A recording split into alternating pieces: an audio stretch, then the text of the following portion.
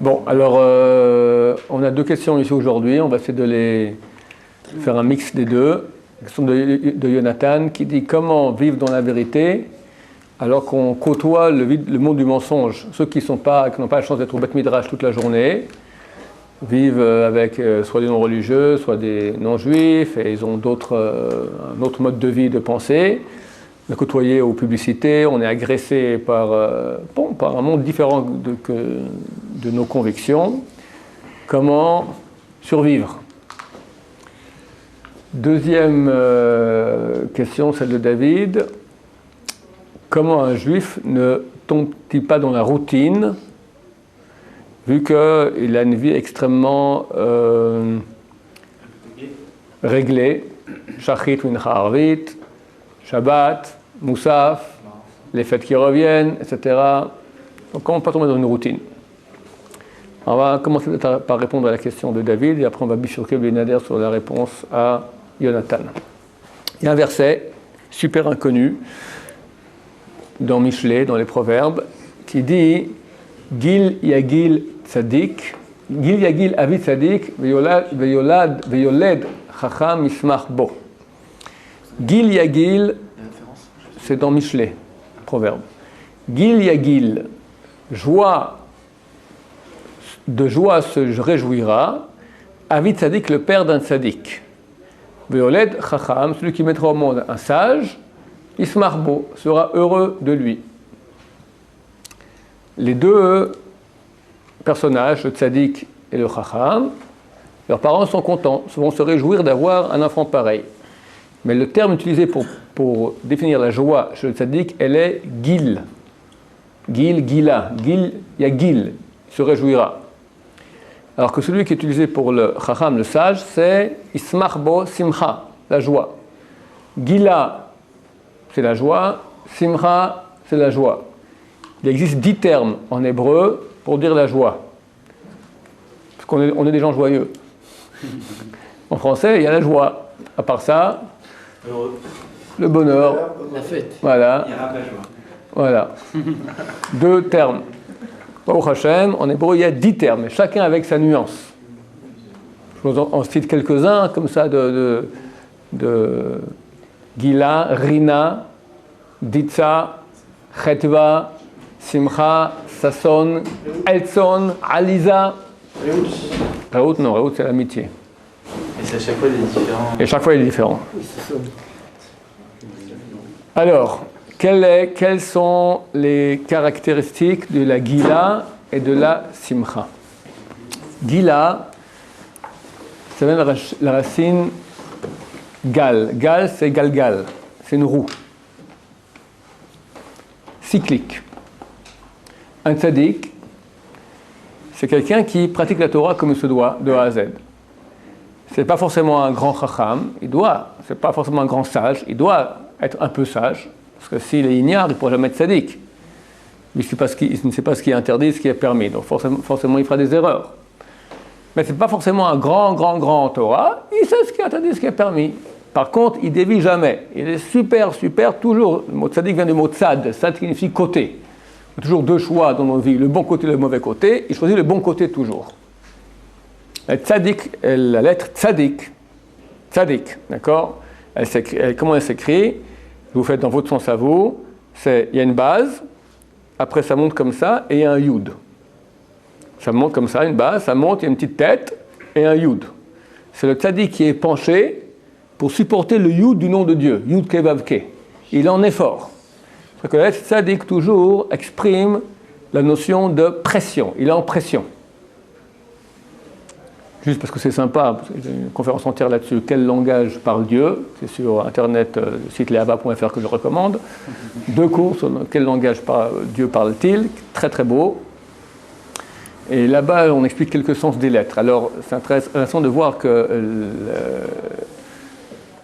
tzaddik, j'expliquais maintenant, c'est la pression. P, c'est la bouche. Bouche, c'est une ouverture, c'est une chose qui sert à faire sortir. À faire sortir ce que, toujours la bouche, elle sert à exprimer ce qu'il y a à l'intérieur. Donc la lettre P exprime l'expression, la sortie de l'intérieur à l'extérieur. Maintenant, si je vous mets maintenant P tzadik, ça veut dire une sortie d'intérieur à extérieur avec pression. Donc, si je vous écris maintenant P tzadik tzadik, quand il y a deux lettres répétées, c'est pour accentuer une sortie d'intérieur à extérieur avec beaucoup de pression. C'est quoi en hébreu? Patzatz. Patzatza, c'est quoi? Une bombe, une explosion. Ce n'est pas un terme qui est inventé aujourd'hui. Dans Jérémie, dans Jérémie, on parle d'un verset où il parle sans cesse. Patzatz, patzatza, ça a été emprunté, l'hébreu moderne a emprunté de l'hébreu biblique, signifie explosion. C'est intéressant de voir comme tous les mots en hébreu ne sont pas comme les autres langues, des mots qui sont fixés par une convention. Ça, on appelle comment ça aujourd'hui un MP3. Il n'y a aucune, on appelle ça dans le jargon des linguistes, il n'y a aucune relation intrinsèque entre le signifiant et le signifié. Le signifié, c'est l'objet. Le signifiant, c'est l'appellation que j'en donne. MP3 et ça, il n'y a aucune... d'accord? Il faut que j'appelle ça maintenant cravate, on peut appeler aussi cocorico. L'essentiel, c'est que nous, on se comprenne. Donc on fait une convention qu'on appelle ça cravate. Si on fait une convention entre nous maintenant, on appelle ça cocorico, alors ça sera un cocorico. Il n'y a aucune importance. Quel signifiant, donc quel terme j'utilise maintenant pour signifier le signifié qui est l'objet? Il y a des mots. Pardon? Il y a des mots que oui. Quelques-uns, par exemple... hein? Miolet. Miolet, par exemple. Cocorico, ça ressemble à Cocorico. Ouais, il y a. Mais c'est très peu. Très peu. Les onomatopées. Voilà, exactement. Voilà, les onomatopées. Voilà. Par contre, en hébreu, tous les mots, étant donné que nous considérons qu'Hachem parle, Hachem, quand il parle au prophète, il parle en hébreu.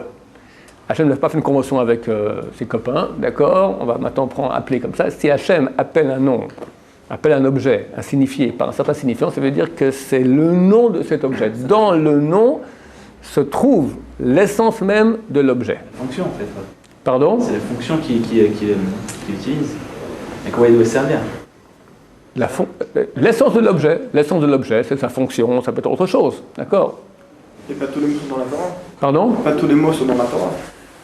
Tous les mots sont dans la Bible. Les autres mots ce ne sont pas des mots qui existent. Tu as des mots aujourd'hui modernes, téléphone ou télévisia, d'accord? Bon. J'avais entendu, non? Hein? Ça fait, non, il n'est pas dans le Tanakh, ça fait. C'est pas un mot qui n'existe pas, on a été les Rachamim, ils l'ont rajouté. Ouais. Il y a certains mots qui viennent de l'araméen, c'est vrai, mais je ne sais pas si ça fait, il faudrait voir si ce qui est... C'est bien, ça fait. Non, je réfléchis maintenant, si ça arrive quelque part dans la Bible. Il faudrait vérifier, je ne sais pas, c'est pas trop compliqué. En tout cas, on considère comme la langue sainte, d'accord, l'hébreu biblique qui est la base de tout hébreu, d'accord, qui contient les mots par lesquels Hachem parle. En tout cas, nous parle.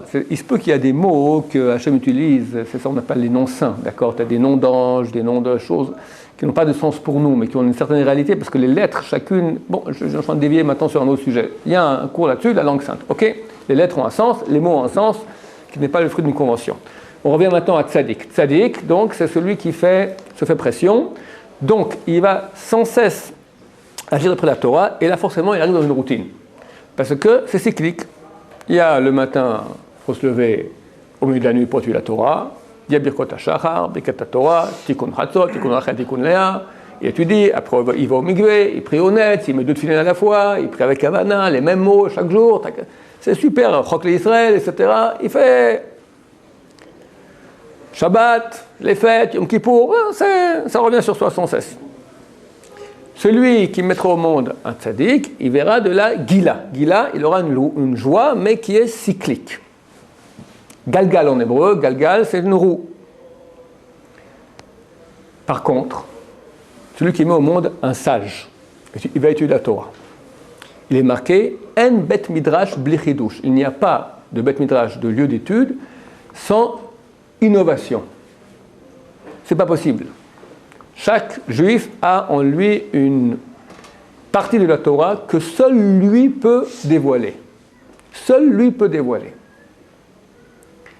Donc forcément, quand il va étudier, il y a des nouvelles choses qui vont arriver qui n'ont jamais été dites depuis que le monde existe. S'il étudie, s'il se rate, parce qu'il se rate, eh bien, il a raté sa vie, d'accord? Il ne s'est pas réalisé. Mais forcément, dans l'étude de Torah, il y a du chidouche, il y a de l'innovation. Donc, pour répondre à la question, oui, si quelqu'un est tzaddik, il y aura une certaine routine, et encore on peut en parler. Mais s'il est sage, comme demande la Torah qui étudie la Torah, ça c'est clair qu'il est un des êtres humains au monde qui a le plus d'innovation quotidienne. Qui d'autre peut avoir autant d'innovation que quelqu'un qui étudie la Torah? Qui? Presque impossible. Je ne pense pas qu'il y ait un métier plus que cela. Mais tout a déjà été su, donc il n'y a rien de nouveau. Je te dis qu'il n'y a absolument rien qui est... Non, il est absolument impossible qu'une chose qui t'appartienne à toi ait été su auparavant. Tu as ta partie de Torah à toi, que toi seul peux amener au monde. Au bout d'un certain moment. Hein? Au bout d'un certain moment. À notre niveau, ok, vas-y. ça a été dit et redit. C'est au bout de Ok, alors. Très bien, au bout d'un moment. Mais en attendant, quand tu étudies une nouvelle page, c'est une chose qui est nouvelle pour toi. Il n'y a pas de routine. C'est nouveau. C'est de l'étude, quoi. Je refais de l'étude encore. Mais c'est des choses nouvelles que tu apprends tous les jours. Et même quand tu fais une revision, tu comprends mieux. Tu as tout coup des chidushim, des innovations, des compréhensions plus profondes. C'est impossible que quelqu'un étudie, chaque jour, chaque heure, il n'y a pas de nouvelles choses qui arrivent. Ou des choses qui sont déjà écrites et qu'il apprend pour la première fois, ou quand il revoit, ça affine et ça précise et ça innove. Il a une compréhension plus profonde des choses. Donc quelqu'un qui vit dans la Torah, dans l'étude de la Torah, il fait partie, je ne pense pas qu'il est, je réfléchis quelqu'un, peut-être un artiste, il compose des mots, alors après il y a une composition, tout ça, mais bon, alors qu'est-ce qu'il fait? Il fait des notes, c'est très joli la musique. Le gars Novina a dit que s'il n'y avait pas eu la Torah, il aurait étudié la musique. Il aurait étudié la musique, c'est la chose la plus haute qu'il y a, la plus spirituelle qu'il y a après la Torah. Enfin, après la Torah en bas, d'accord?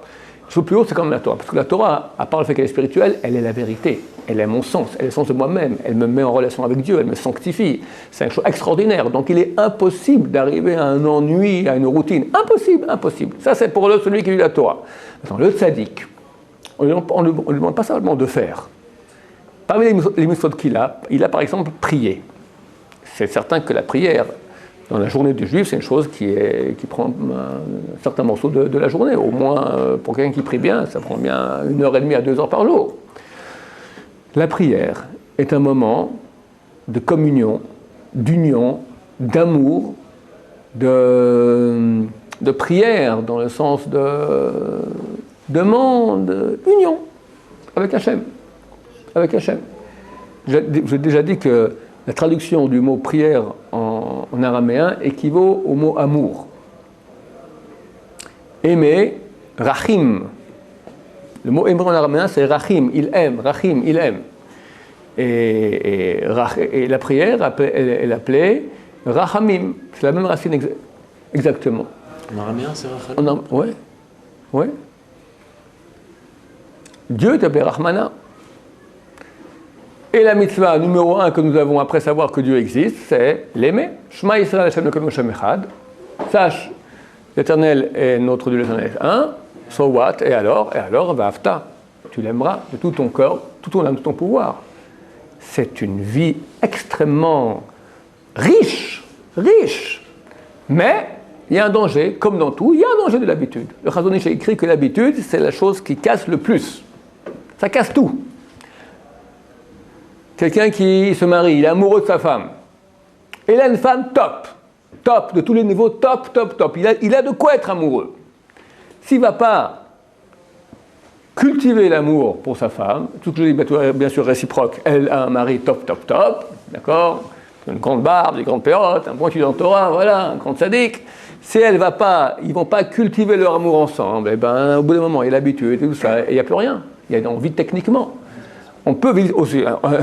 Dieu nous donne maintenant l'occasion de vivre la vie la plus intense qu'il puisse y avoir. Branche-toi avec moi. Moi, je suis infini de connaissances, infini d'éternité, infini d'intensité, infini de plaisir, infini de tout. Donc, le problème, il est chez nous. Certainement pas maintenant la Torah comme ta question était posée, le juif, il a une vie routinière. Au contraire, je ne sais pas comment les non-pratiquants, ils vivent. Qu'est-ce qu'ils ont? Le matin, ils se lèvent, ils arrivent à la radio, ils écoutent les nouvelles, ils se brossent les dents, d'accord. Après, ils vont au boulot, ils reviennent, mettre au boulot dodo, voilà, la télévision, complètement annihilée, pardon. Les nouvelles, elles sont différentes tous les jours, le travail est différent tous les jours. Différent, je sais pas. Ouais. Le repas, on mange le même repas, ça, c'est pas un problème. Les nouvelles, on peut savoir ce qui se passe dans le monde aussi, on a des nouvelles beaucoup plus intéressantes, on étudie Hachem plutôt que les bêtises qui nous font écouter toute la journée. Tu sais à propos des nouvelles ce que je dis? Les gens nous disent, vous regardez la télévision? Non. La radio, j'écoute pas. Non. Alors comment vous faites? Je suis au courant de tout. Comment? On va voir vous, par exemple. Vous écoutez la radio? Oui, bien sûr. Minimum, je te le fais le plus light, hein, le minimum qu'un non-pratiquant moyen écoute la radio, les informations par jour, c'est une demi-heure. Le journal télévisé, le Mifzak, comment c'est le machin, un truc, minimum une demi-heure. Ce journal, une demi-heure. Au courant de tout, hein, au courant de tout. Ok, par semaine, si les chômeurs Shabbat, 3 heures. T'écoutes toi, t'écoutes un peu les nouvelles? Non, j'écoute ce qui se dit, mais moi de moi-même. Qui écoute les nouvelles ici? Toi, vas-y. Tu peux me raconter les nouvelles de la semaine passée? Tu peux me raconter les nouvelles de la semaine passée? La semaine d'avant. La semaine d'avant. Combien de temps tu tiens? Ouais, pas une demi-heure. Pas une demi-heure, non. Combien tu tiens? 3 minutes en tout cas. 3 minutes? C'est déjà beaucoup, 3 minutes. Ouais. Même pas. Quelqu'un qui écoute les nouvelles, tous les jours une demi-heure, à la fin de la semaine, tu te demandes, ok, fais-moi un petit résumé, rapide. Qu'est-ce qui s'est passé cette semaine? Il tient même pas 3 minutes. Allez, si c'est un super, il est branché surtout, 5 minutes. 5 minutes. 3 heures t'as écouté, donc t'as 2h55 qui sont partis en rien. 2h55 de sa vie, messieurs, j'en profite pour parler d'une chose importante. Chaque seconde qui passe ne reviendra plus jamais. Il n'y a rien qui vaut plus que la vie. La halakha permet de transgresser Shabbat, Yom Kippour, de faire tous les interdits de la Torah, presque tous, pour sauver une personne qui va mourir. Et à la tête, la Gemara dit, il écrasait le type, et la tête qui a fait plaf, d'accord, mais il est encore vivant. Il va mourir, c'est clair. Je peux rallonger sa vie de 10 secondes. 10 secondes. On est Mechalel Shabbat. On est Mechalel, on transgresse Yom Kippour, on transgresse Shabbat, on lui fait manger tout ce qu'il faut, du pain à Pessah, tout, pour 10 secondes de plus de vie. Tellement c'est important. Celui qui touche un homme qui est en train d'agoniser, il est appelé assassin. Parce que la personne qui agonise, elle est extrêmement faible. Chazal dit que ça ressemble à une bougie en train de s'éteindre. Tu fais un petit mouvement à côté, tu la touches, elle s'éteint tout de suite. Et alors? Ok, j'ai aidé, j'ai tenu la main. On ne touche pas.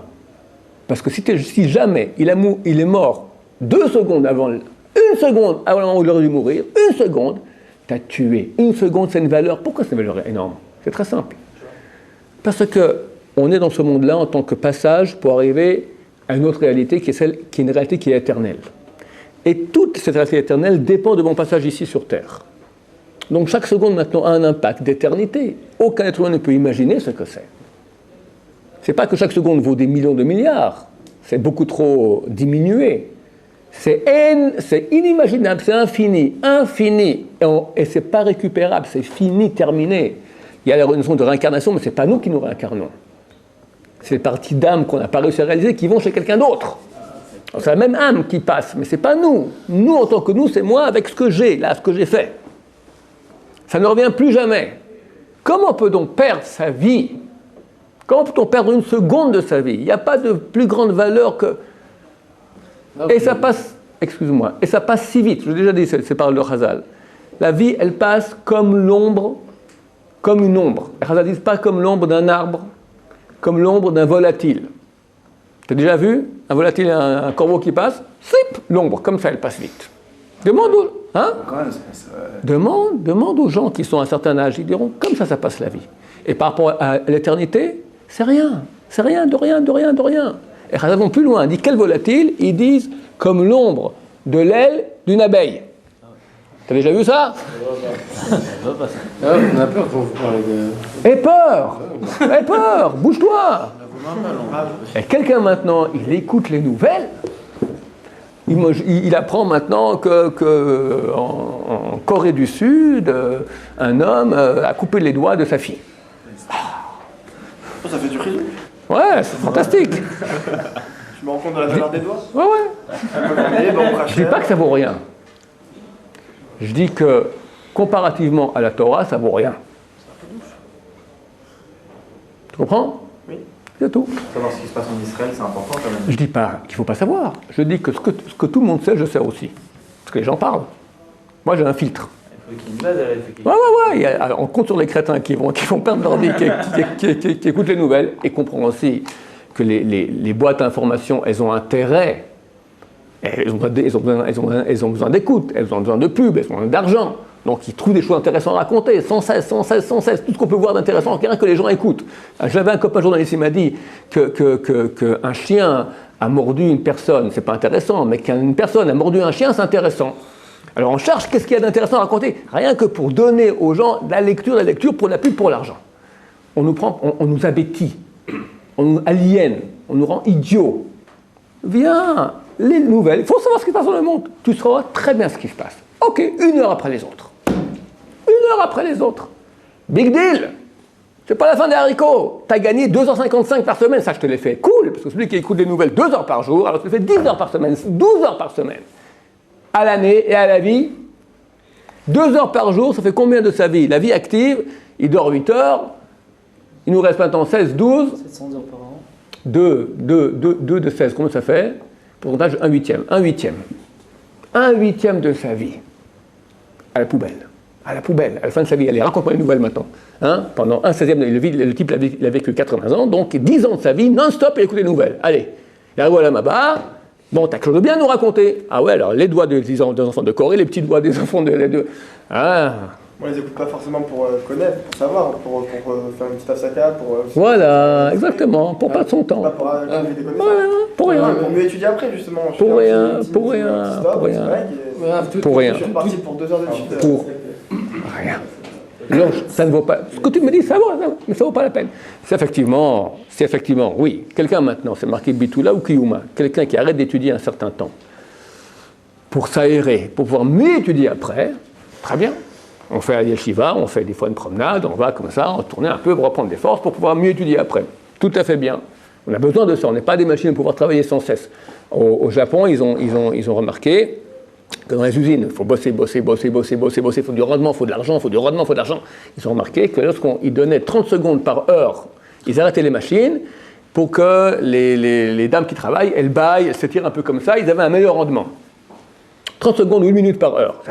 On perd 1/60 de notre production annuelle, tu comprends? Il faut y aller. Non, alors on laisse bailler un peu, ça vient. Ok, donc il faut s'arrêter aussi en Torah, on va dormir, etc. Mais pas perdre sa vie quand on peut la gagner. Quand des fois s'arrêter un peu, ça nous fera gagner beaucoup plus, pas de problème. Mais perdre pour perdre, t'as pas de haram plus grand que ça. Haram, comme on dit ça en français, de dommage, de raté, de tristesse, de ça se taper dans les murs non-stop. On est ici pour gagner de l'éternité, de la divinité, de la vie éternelle, en mitzvot, en Torah, en faisant.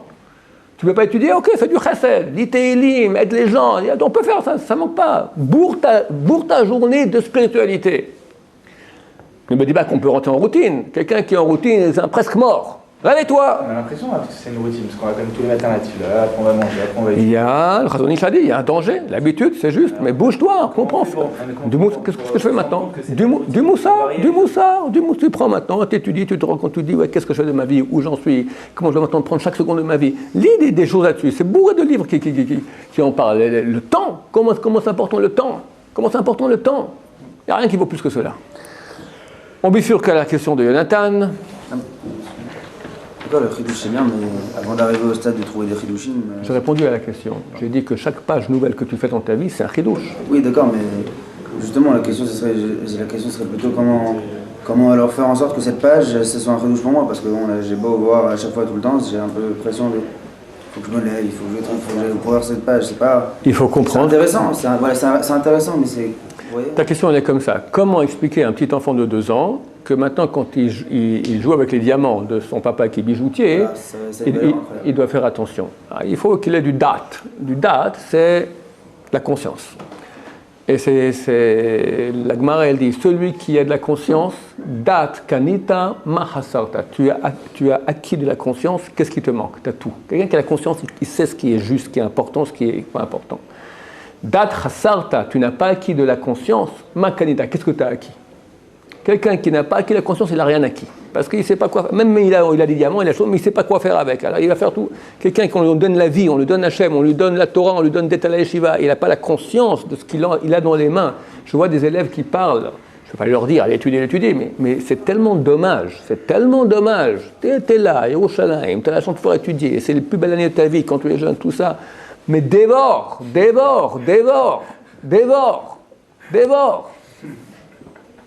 Pas de conscience.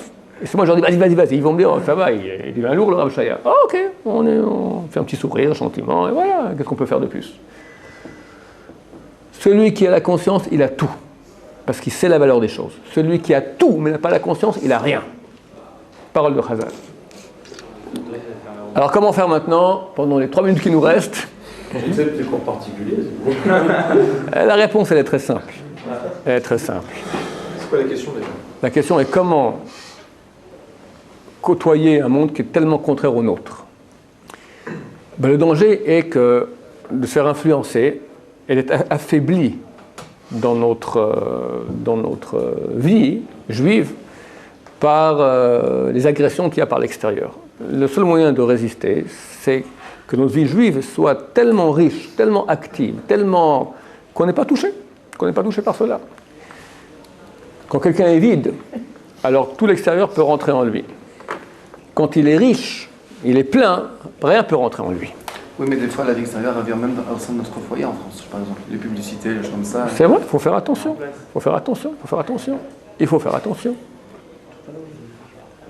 Chez moi, le journal, quand il y a un truc, ils nous mettent. C'est comme les dealers qui vont à la porte des écoles, petits enfants de 12-13 ans, on leur donne tiens, gratuitement un peu. Goûte, c'est bon, hein, ils filment comme ça, après il s'addicte et après il a des nouveaux clients. Ben, ils font la même chose avec une drogue qui est pire, ou je ne sais pas pire, en tout cas une drogue de même genre, les journaux. Une semaine gratuitement, vous recevez à la maison. Tu commences à lire. Mais c'est clair, 99% de ce qui est marqué, sans parler des interdits de la shonara, et médisance, et haine, mais c'est des stam, c'est rien, des bêtises, même dans les journaux religieux, même des bêtises. Mais tu viens addicted, tu lis ton journal, tu perds maintenant ta vie. Moi, j'étais un temps, j'étais abonné à Contras. D'accord? Passionnant. C'est religieux, très passionnant. Je me suis désabonné. Pourquoi? J'aurais dit, je commence à lire votre truc, il est passionnant, je commence à 11h dans mon lit, parce que c'est pas la journée que je vais lire le contrat, à 11h dans mon lit, je prends, puis au lieu de m'endormir au bout de 5 minutes, quand j'ai un autre truc, je m'endors tout de suite, quand je prends un truc de Torah, je m'endors vite. Mais là, c'est intéressant, d'accord, encore une page, 3h du matin, et voilà, et le lendemain, t'es KO. Une fois, 2 fois, 3 fois, j'ai compris, désolé, j'enlève mon abonnement. Alors même, des fois c'est oui intéressant, mais il faut savoir aussi qu'est-ce qui est essentiel, qu'est-ce qui est accessoire. On n'a pas le temps, notre vie est trop courte pour qu'on puisse rater une seconde de mettre dans l'accessoire, même qui donne beaucoup, mais il donne moins que l'essentiel. On doit tout mettre dans l'essentiel pour Bezrat Hashem se brancher à l'essence de tout. Baruch Adonai l'olam amen.